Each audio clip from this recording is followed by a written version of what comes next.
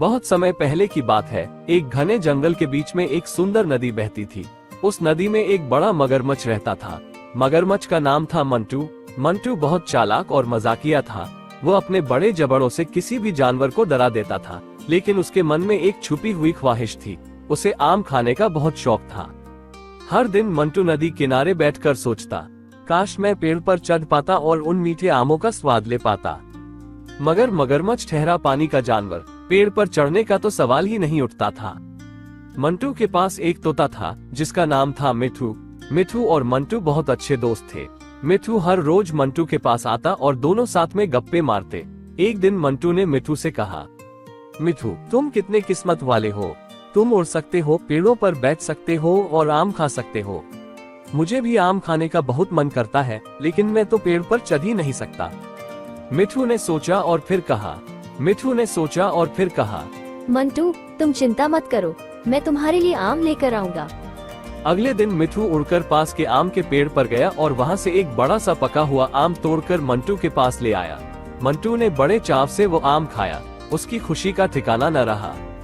अब हर दिन मिठू मंटू के लिए एक नया आम लाता, मगर धीरे धीरे मंटू की लालच बढ़ने लगी। वह चाहता था कि पूरे पेड़ के सारे आम सिर्फ उसे ही मिले। एक दिन मंटू ने मिठू से कहा, मिठू, क्या तुम मेरी एक मदद करोगे? तुम उस पेड़ के सारे तोते और जानवरों को यहाँ बुला लो, मैं उनके साथ दोस्ती करना चाहता हूँ। मिठू को मंटू पर पूरा भरोसा था, इसलिए वो सभी तोतों और जंगल के जानवरों को बुलाकर नदी किनारे ले आया। जब सारे जानवर मंटू के पास आ गए तो मंटू ने अपने मन में सोचा, अब मौका है, मैं इन सबको पकड़कर खा सकता हूँ, फिर सारे आम सिर्फ मेरे होंगे। मंटू ने अपनी बड़ी बड़ी आंखों से सभी को देखा और कहा, तुम सब मेरे दोस्त हो, आज मैं तुम्हें अपने घर पर दावत देना चाहता हूँ। ये सुनकर सारे जानवर बहुत खुश हो गए। लेकिन जैसे ही सारे जानवर मंटू के पास आए, मंटू ने अचानक अपने बड़े जबड़े खोल दिए और सबसे पहले एक छोटे खरगोश को पकड़ने की कोशिश की। मगर सभी जानवरों ने मंटू की चालाकी को समझ लिया और जल्दी से भाग गए।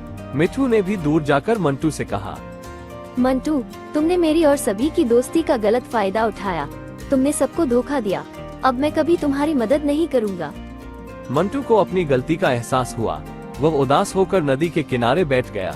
उसे समझ में आया कि उसकी लालच ने उसे अकेला कर दिया। कुछ दिनों बाद मंटू ने मिठू को बुलाया और कहा, मिठू, मुझे माफ कर दो। मैं जानता हूँ कि मैंने गलत किया। मैं अपनी चालाकी के कारण सब कुछ खो चुका हूँ। क्या तुम मुझे एक और मौका दोगे?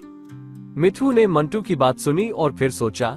वह जानता था कि मंटू ने गलती की है, लेकिन उसने मंटू की आंखों में सच्ची पछतावा देखा।